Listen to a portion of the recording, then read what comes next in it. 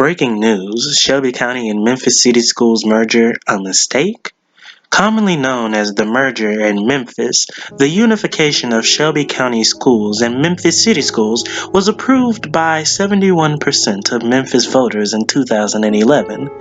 It was thought to be an end to financial problems and school attendance issues, and City Council was excited. However, this lasted very shortly. New at 9 o'clock tonight, we don't trust you. That's the message Memphis school board members have tonight for Shelby County school leaders and Republican lawmakers in Nashville. The city school board is at odds over the county school system's desire to become a special school district. So mistrustful, in fact, that MCS is threatening to surrender its charter. ABC 24 News reporter Joyce Peterson attended a meeting tonight that was packed with really a who's who of local and state politics. Joyce? Cameron, the Shelby County school system wants to become an SSD, a special school district. Now, in order to make that happen, for an SSD to become reality, it takes Nashville lawmakers doing two things. First, they have to lift the current prohibition on SSDs, and then they have to pass a new law that would allow Shelby County schools to have that special designation. Memphis school leaders fear that could change the funding formula. Right now, for every $1 that county schools get, Memphis City Schools gets $3. You mix money, race, politics, and education, you can imagine how tonight's meeting went. We have asked the legislative leaders not to take any action.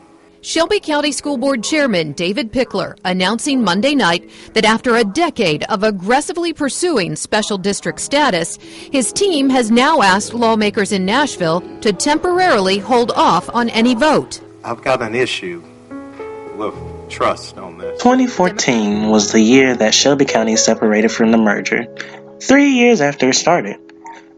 What would this mean for Shelby County? Well, it certainly was not anything good. The board was faced with many financial issues, which led to budget cuts and pay decreases. While this may have seemed like a good idea, schools began to suffer from this budget cut due to a lack of maintenance in their building. In a statement, Shelby County Schools apologized for the heating systems not working.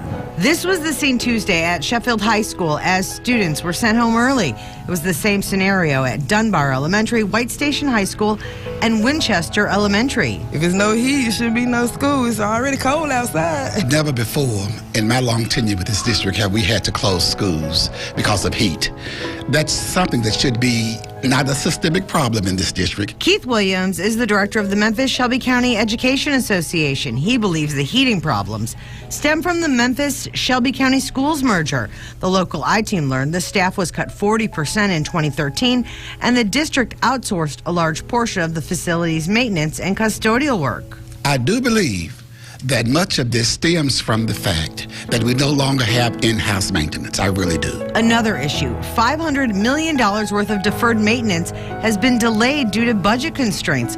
Williams says the aging buildings make the situation worse. Now we're beginning to see the ramifications of outsourcing, I believe, because we no longer have a person who's dedicated to one building as the building engineer to ensure that the building is properly maintained. The superintendent at the time, Dorsey Hobson, offered a solution. In several interviews, he suggests closing many of the schools that had maintenance problems or low attendance. Not only would this prove to be a financial hurdle to get over, but the public would definitely have an opinion on it, and it was not a positive one. I asked the people last night, I said, have you heard of Fat Lady singing? If you haven't heard the Fat Lady singing, it's not over. So. Pastor Rolf White says even though the Shelby County School Board voted to close Carver High School, the fight is not over. We're looking at legal representation to take us to the next level.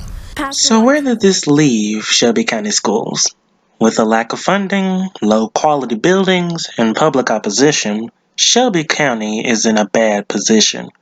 Perhaps deviating from the merger was not the best move for Shelby County in the first place.